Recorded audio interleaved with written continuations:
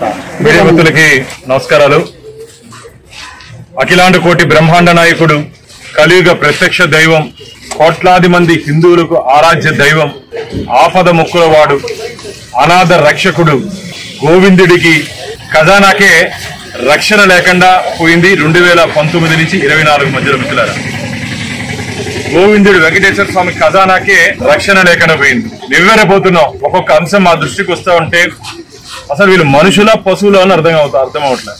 మనుషుల రాక్షసుల భగవంతుడి డబ్బుని వాటాలు చేసుకుని పంచుకొని కోట్ల రూపాయలతో వ్యాపారాలు చేసుకుంటుంటే ఆ రోజు ఇన్వాల్వ్ అయినట్టు వీరిని చర్యలు తీసుకోకుండా 2019 నుంచి 24 వరకు తిరుమల తిరుపతి దేవస్థానాల్లో పనిచేసినట్టు ఎగ్జిక్యూటివ్ ఆఫీసర్ ఎందుకు మౌనంగా ఉన్నారు? వీరి మీద ఎందుకు చర్యలు తీసుకోలేదు? మిత్రులారా, తులాభారం అత్యంత పవిత్రమైనటువంటి స్థలం తిరుమల ఆలయంలో.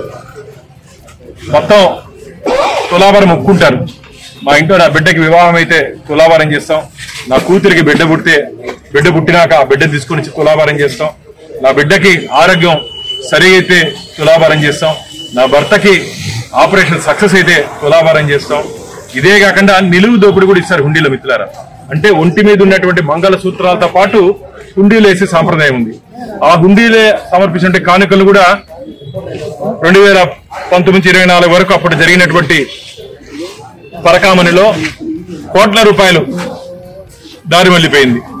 దాని మీద విచారణ చేసి లోక్ అదాలత్లు ఇటు చిట్టి కింద పంచాయతీ చేసినట్టు వారిని లోక్ అదాలత్లు రాజీ చేసి పంపించేశారు.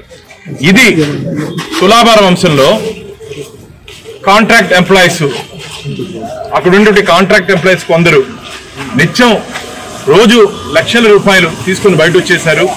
వారి మీద నేను గతంలో అప్పుడు పనిచేసినటువంటి ఈఓకి మేము ఫిర్యాదు చేశామని చెప్పి కొందరు నా దృష్టికి తీసుకొని వచ్చారు. నేను వెంటనే కనుక్కుంటే జరిగింది వాస్తవము, మేము విచారణ చేశాము, కానీ వారి మీద చర్యలు తీసుకోలేదు. ఎందుకు చర్యలు తీసుకోలేదు? ఆ వాటాలు ఎక్కడికి పోయింది? ఆ తులాభారం వాటాలు ఎవరెవరికి వెళ్ళింది? ఆ కోట్ల రూపాయలు ఎవరెవరు ఇళ్లకు చేరింది?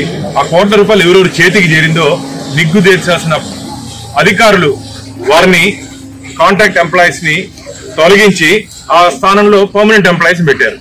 ఎంత అన్యాయం ఇది వెంకటేశ్వర స్వామి దగ్గర జరిగినటువంటి అంశం. కాబట్టి దీని మీద టీటీడీ ధర్మకర్తల మండలి సభ్యుడిగా, వెంకటేశ్వర స్వామి భక్తుడిగా నాకు టీటీడీ విజిలెన్స్ వారికి గతంలో కూడా వారి టీటీడీ బోర్డులో కూడా నేను దీన్ని లేవనెత్తి వారి దృష్టికి తీసుకుని వెళ్ళడం జరిగింది.